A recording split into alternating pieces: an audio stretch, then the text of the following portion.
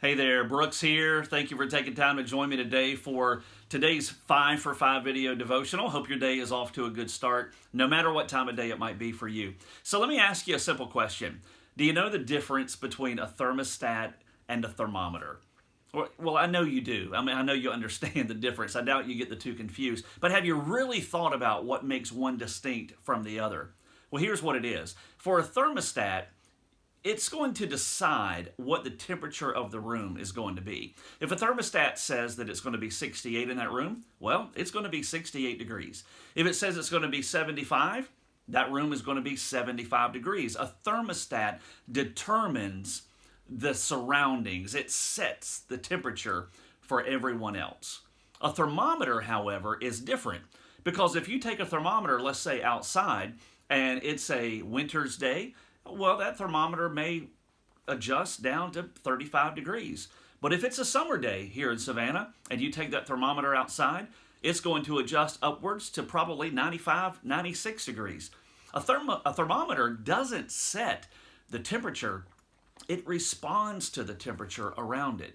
Sometimes it goes up, sometimes it goes down. It doesn't do anything to decide what its surroundings are going to be. You know what? Sometimes, sadly, for us as Christians, as followers of Jesus, we're a lot more like a thermometer than we are a thermostat. A lot of times, if we're not careful, we may be one way on a Sunday morning when we're in church, but put ourselves in a work environment or put ourselves in a group of people where we can kind of let our guard down.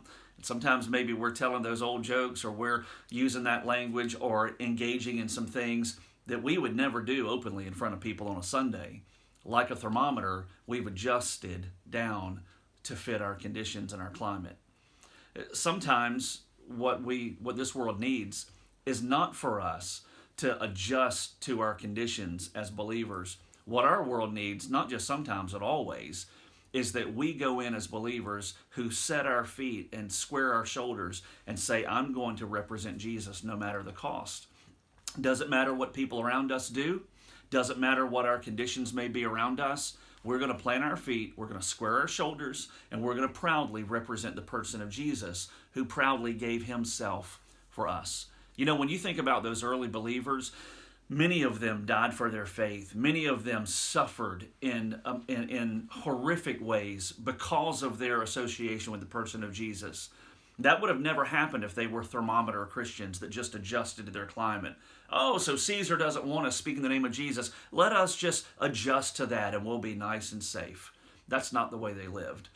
They set themselves up as thermostats in their culture. They set the spiritual climate. And because they lived a surrendered life to Jesus, they impacted their culture to the point to where 2,000 years later, the gospel has ultimately impacted our lives as well. There's one interesting snapshot out of the book of Acts in chapter 4. It's the early church just sort of taking root. Peter and John, two disciples of Jesus, have been arrested for preaching the gospel.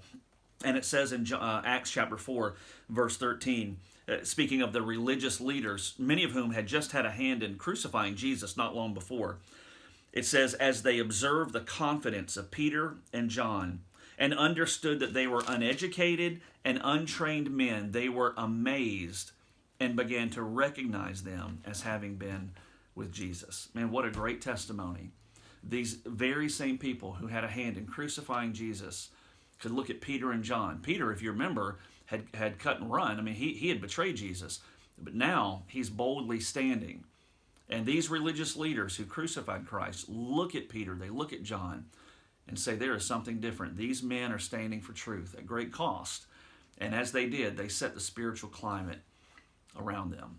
Hey, when you head out to your day-to-day, I hope if you're a follower of Jesus, you won't go with the flow and that you won't rise and fall on whatever's going on around you and the views of this old world.